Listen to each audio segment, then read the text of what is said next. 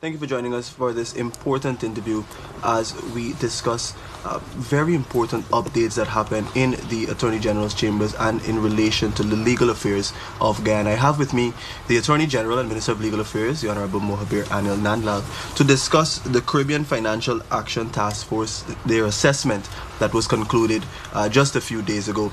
Minister Nandlall, thank you so much for joining me. It's a pleasure to be here, and good evening or good morning to your viewers. Yeah. So, walk us through the importance of this assessment. What does this mean for Guyana, and what was the rationale behind even having this assessment conducted?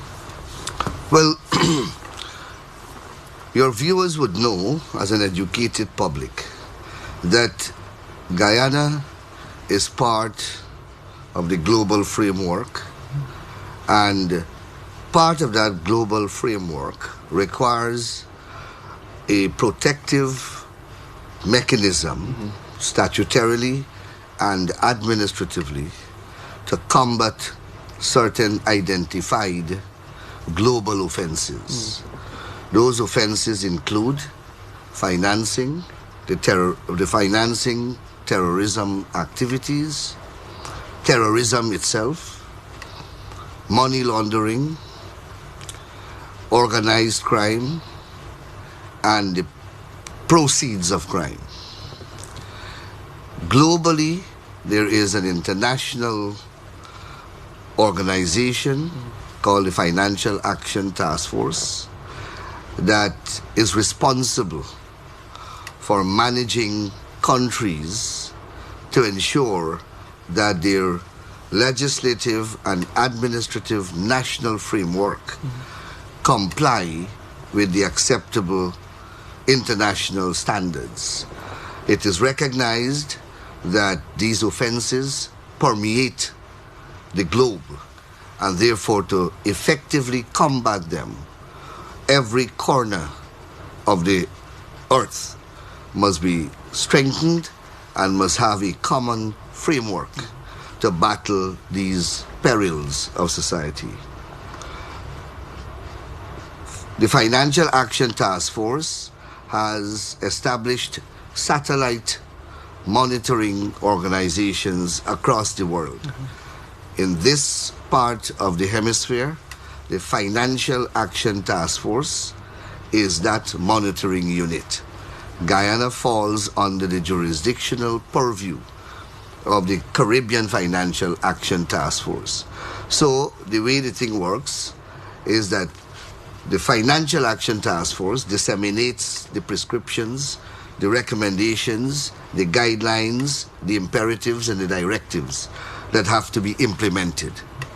The Caribbean Financial Action Task Force now is tasked with the responsibility of ensuring countries falling within the umbrella jurisdiction of the Caribbean Financial Action Task Force actually implements and effectively discharge those protocols and directives. Okay. At periodic intervals, examinations and assessments are done to ensure compliance. These examinations are done by peer review, meaning that member states review each other, and it is done on a mutual evaluation basis. What that means is that both the examining countries and their representatives and the examined country or the subject of the examination coordinate together, and that's where the mutuality comes in, to conduct this review. Once the review is done, it's done in two forms. From a distance, where you review the protocols in the jurisdiction, you look at the laws, you look at the administrative framework, and then you come to the jurisdiction and you do an on-site examination, where after you would have looked at all the documentations, all the risk assessments that were done, all the reviews that were done on paper, you come now armed with that information, and you carry out now an on-site review to ensure that practically and pragmatically and effectively what is in paper exists also in reality. Yeah. So there is an engagement, or there are engagements with the various sectors that form part of Guyana's AML-CFT structure. More likely than not, they include the financial sector, the law enforcement sector, the extractive mining sector, the legal sector, of course, and they also review important adjunct or stakeholder organizations, so identified sectors of the private sector, the professional bodies like lawyers and accountants who play an important part in the whole structure, the real estate industry, for example. They randomly invite them and interrogate them, for want of a better word, to get, I suppose, a working and actual understanding of how the system operates in real time and practically. So that on-site visit was concluded Friday. It commenced 2 weeks prior, and it brought together the assessors, of course, assessors who came from the Cayman Islands, I believe Grenada, Trinidad and Tobago, and I believe St. Lucia. They are all part of the CFATF appointed assessors, and they did their on-site examination. Now, before they could have reached that stage, of course, as I said, it's a several-pronged process. So it would have begun nearly 2 years ago, the initial stages that would have required Guyana to prepare a whole set of documentations and satisfy a whole set of requirements. And then the on-site would have commenced. So, for example, legislatively, we were required to pass a number of laws, and we passed them. The National Compliance Commission Bill, the Anti-Money Laundering, Countering the Financing of Terrorism Amendment Bill, the Real Estate Bill, and over the past 2 years, a whole host of other pieces of legislation to satisfy the legislative requirements.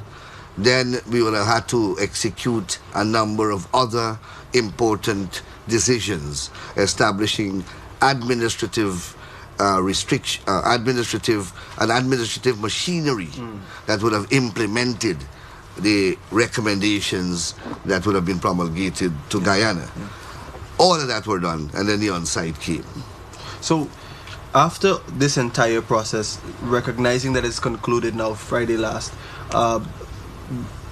what were some of the findings? And particularly, was Guyana lauded in any way for any of these things that have already been done? So, it's not yet completed. Okay. It's an ongoing process. What was completed was the on-site component of the process. Upon the conclusion of that, the team conducting the exercise is required to issue what is called a report, for want of a better. I can't remember the technical terminology. But a report is required to be issued upon the conclusion of that on-site visit. That report is highly preliminary, as the first thing.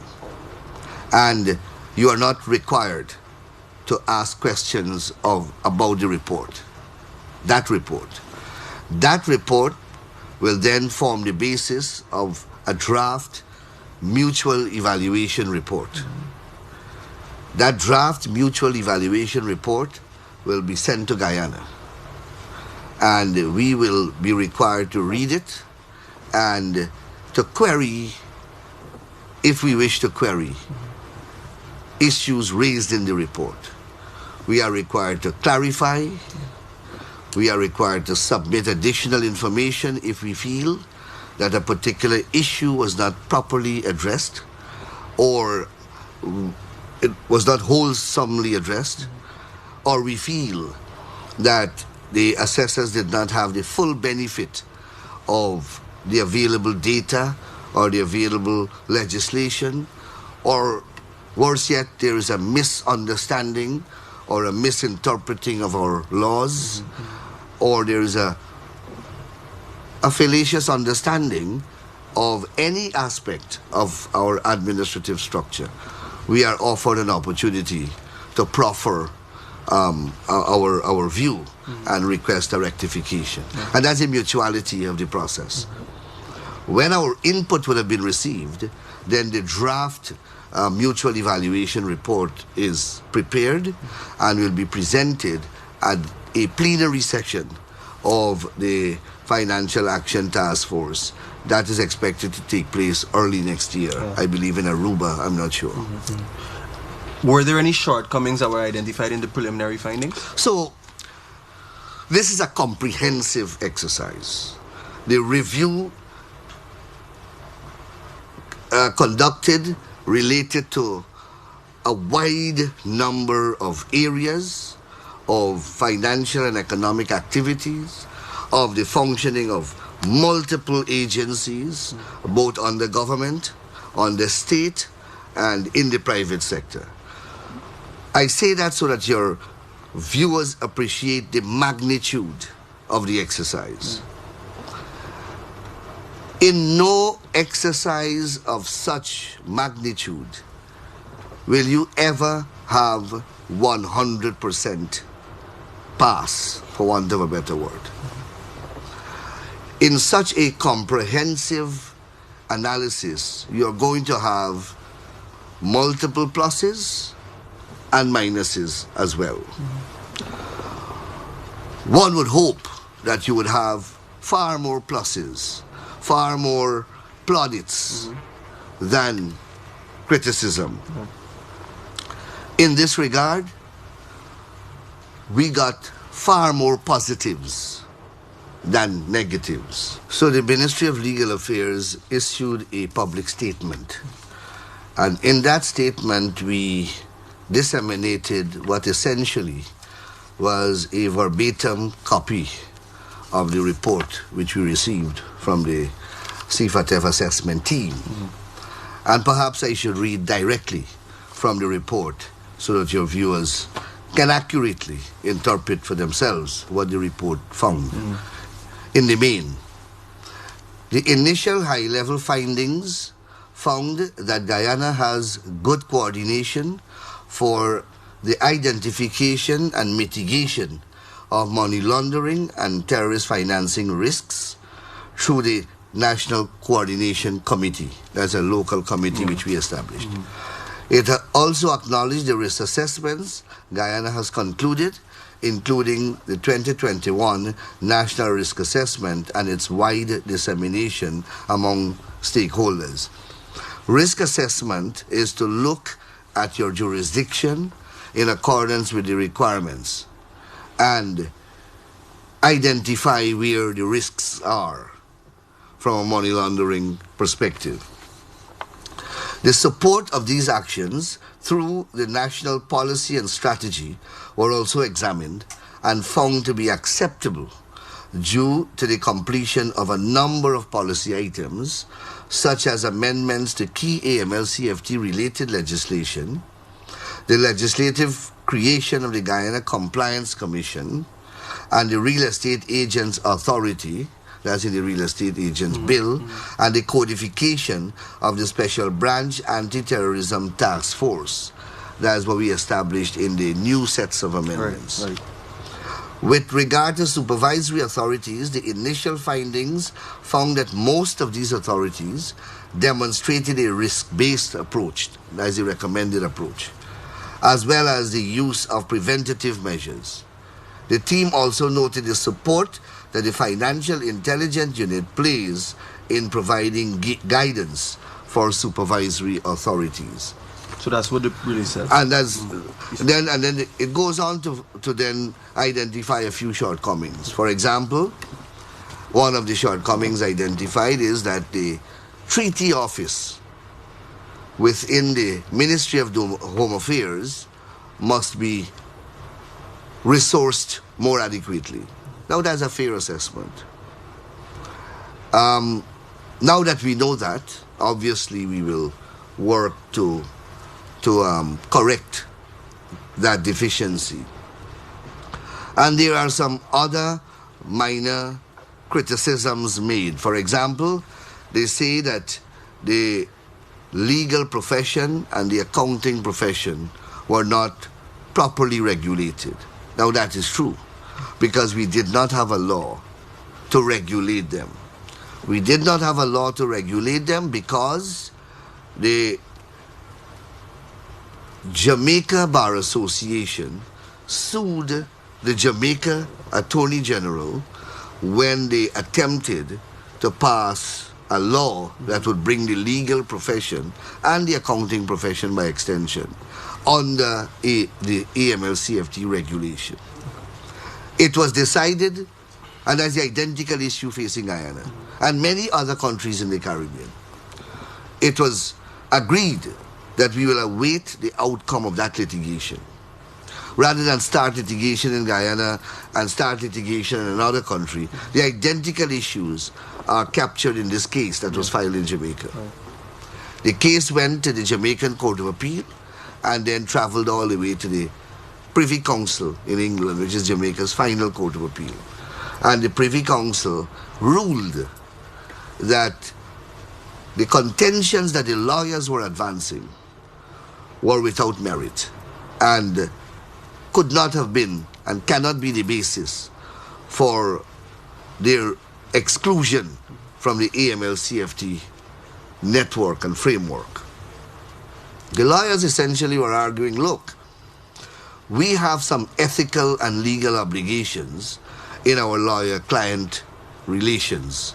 We have privilege, and that privilege protects the disclosure of information we receive from clients. Yeah. That is the very information that the AML-CFT structure may require them to supply elsewhere to an agency within the structure. So they are saying, look, this will put us in jeopardy with our privilege obligations. And that was a narrow issue that the Privy Council had to address. And the Privy Council said, look, AML-CFT and the rule of law are fundamentals in a modern democracy. And whatever privilege you have, it cannot include keeping secrets for criminals and hiding from the law enforcement agencies intelligence and information that they require to combat these serious ills such as money laundering, organized crime, drug trafficking, etc. So the Privy Council ruled that the AML-CFT framework should go ahead. And once we got that green light, we put it into a bill and we took it to the Parliament. And it was passed in August. So they are right when they say that the legal profession and the accounting profession have been excluded, but they also recognized that with the new Compliance Commission bill that is in place, that bill, once implemented, will take care of that deficiency. Understood. So that bill has now been assented to and it will become operationalized. So that issue will be addressed. I think they said something about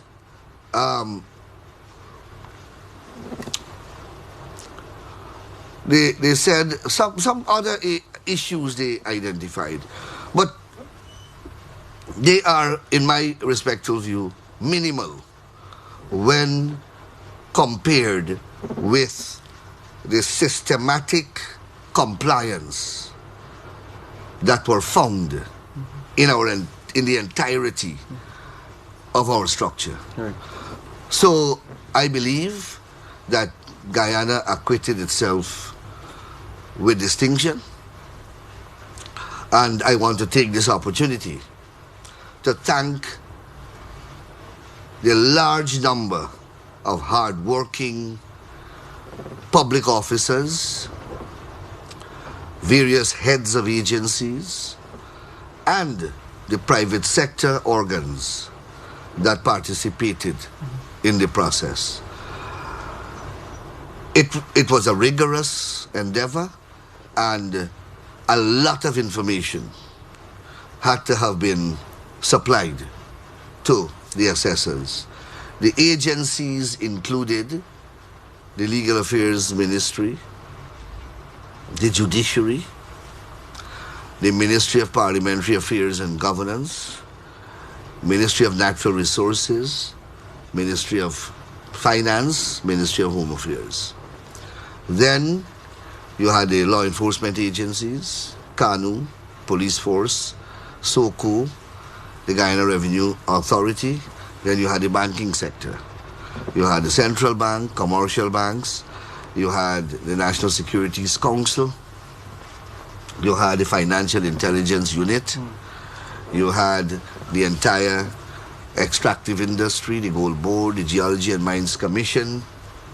You had the Deeds and Commercial Registry, among others. I may miss a couple, but a wide number of agencies were under review.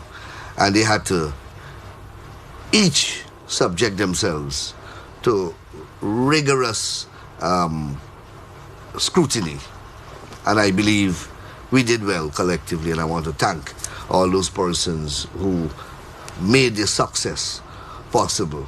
So I assume, AG, after having this report, this would be widely covered in the media and would reflect exactly what happened as a result of the preliminary findings that came out of this assessment. So the assessment process was widely publicized. Our preparation for it was widely publicized. The bills that we passed in relation to it were all publicized, and we stated the reason for the implementation of these bills. So naturally, upon the conclusion of the exercise, I ensured that the public was kept up to date, and I issued in almost verbatim form the report that I received. And it was widely covered in the press, but I am disappointed in an article that I saw in the Stabroek News. What the Stabroek News article did, beginning with the headline, is that it highlighted the shortcomings and did not, in a balanced way, reflect the positives. So if you read the Stabroek News report, you would get a different impression than if you read the report itself. If a report has 10 negatives and 90 positives, but in your coverage of the report, you report on 9 of the 10 negatives and 2 of the 90 positives, then you're conveying the impression that it was a holistically negative report. And unfortunately, that's the opinion I formed when I read the Stabroek News report. I have since drawn it to the attention of the National Coordination Committee, and I have asked them to consider replying to it, because it does not do justice to the review process and the report that emanated from that process. And I feel I'm vindicated in my opinion of the Stabroek News report when I look at the other newspapers covering the same statement that came from the Legal Affairs Ministry in the form of a public statement. So the Stabroek News report front page reads, CFATF assessment finds unified approach. So there's a positive. Resources to tackle money laundering lacking in Guyana. Now, this latter one here is a great indictment of the entire system. It's one area, the treaty office, that was identified as lacking in resources. But you read this headline and you get the clear impression that across the board we have a lack of resources to tackle money laundering in Guyana. That's what it says. Resources to tackle money laundering lacking in Guyana. This is a misrepresentation of the report. One agency has been identified. A unit, rather, within an agency. A unit within the Ministry of Home Affairs was identified as lacking in resources. But they used that one critique to castigate the entire system. So this is Stabrook News. I look at the Guyana Times front page again, and the headline is, Guyana applauded for steps taken to mitigate money laundering risks. Let me read it again. Guyana applauded for steps taken to mitigate money laundering risks. Let's read it. I have the Chronicle here too. Guyana's anti-money laundering efforts strong. CFATF initial findings highlight. Right? Guyana's anti-money laundering efforts strong. CFATF initial findings highlight. So you have, for your reviewers, this is a coverage of the same story by 3 different newspapers, and one says something radically different from the other 2. Hopefully, the National Coordination Committee will issue a statement requesting a more balanced coverage of what Stabrook News reported in today's report. AG, as we conclude our discussion in relation to CFATF and the work that they've been doing in Guyana, remind the population about why this initiative and this project was extremely important for Guyana's continued development and the fight against terrorism and money laundering. So, our AML-CFT track record has been a very public one, and for a period was a very traumatic one for your listeners. During the 2011-2015 period, we had a minority government with the opposition, AFC and APNU, then separate, enjoying a 1-seat majority in the parliament. What that meant was that government could not have passed anything in the parliament without the support of the joint opposition. Among the things that we were required to pass during that period were a series of legislative amendments to carry out our obligations in the sector. These recommendations, as I would have outlined earlier, they come from FATF through the CFATF to be implemented by the jurisdictions. Every country in the Caribbean had to do the identical thing and did it without any problem. But here in Guyana, the opposition saw this as an opportunity to sabotage the government. They did not take into account or refused to take into account the damage and destruction that they would have done to the country. The financial sector, the private sector, our ability to do cross-border transactions, our ability to do international trade, our ability to do money transfers, our ability to do correspondent banking. All of this were explained by us in government, by the private sector who pleaded with them, by the professional bodies, by CARICOM, who issued several statements, by the Caribbean Financial Action Task Force. Why? Because if you have one delinquent country in a grouping, it brings down the entire grouping. Because countries are sanctioned for trading with a country that is considered to be non-compliant.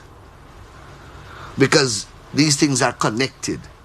If our banking system is contaminated with the proceeds of crime and dirty money, for want of a better word, and the Barbadian bank does business with our banks here in relation to that account that contains that dirty money, and that money goes to Barbados, it contaminates the Bajan financial system. And that's how it works. It's a chain. So it's all interconnected. So all these organizations and people came down on the then opposition and pleaded with them to pass these bills. That these bills were nothing to do with politics. They had nothing to do with anything other than complying with the international obligations that Guyana as a state owed. That is why I had the responsibility of traveling around the region to explain this thing, including to go to the Caribbean Financial Action Task Force conferences to report on Guyana's inability to pass these laws and to give the reason why. And you know what the people told me, Play? They are not concerned about which political party and why that political party refused to pass the law. Guyana is being judged, and the Guyana Parliament has refused to pass the law. So Guyana will be sanctioned, and sanctioned we were.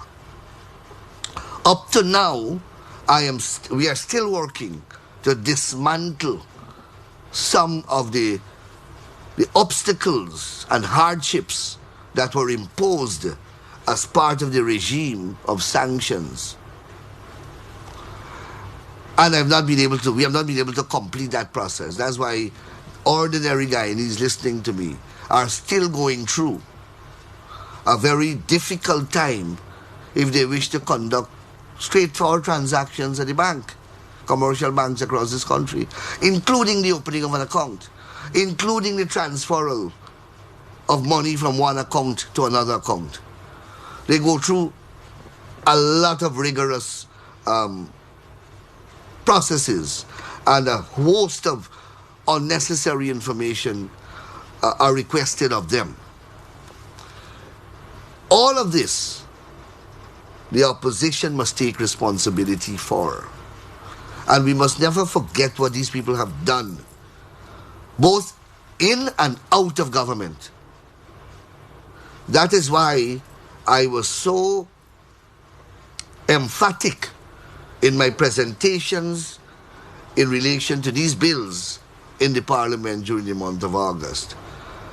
Because I couldn't stand people like Comrade Ramjatan, who put this country through that, standing now and appearing to play representative of our AML-CFT structure and want to talk down to us on this issue. When he in particular said to the Caribbean Financial Action Task Force and the CARICOM region, when they asked them to support, you know what they said to the people? We are a sovereign parliament, and a sovereign parliament will determine how it will vote.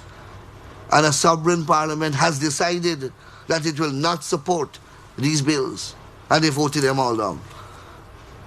Over 3 times. we took bills to Parliament for this purpose, and they were voted down. I spent, and my colleagues in government at the time, spent hours and hours in these studios in explaining this, what we went through during that period. So that is why I decided to update the Guyanese people when there are positive developments in this sector. Because when there were negative developments, I think the Guyanese people stood with us. Because there were widespread condemnation of the APNU AFC conduct. And you look at them now, they have not changed. They have the same approach, destructive, not constructive. But I believe that the recently concluded exercise was a successful one, and it's our hope in government to continue in this trajectory and to work with the Caribbean Financial Action Task Force in crafting a positive mutual evaluation report for Guyana, and of course at the plenary where it will be presented, we will be there to prosecute its successful processing and passing at that meeting. AG, I want to thank you so much for taking the time to have this discussion with us today. You're welcome. You've just heard from the Attorney General, Minister of Legal Affairs, Mohabir Anil Nandall. Thank you so much for joining us. My name is Shaquan Gill, and I'm saying goodbye for now.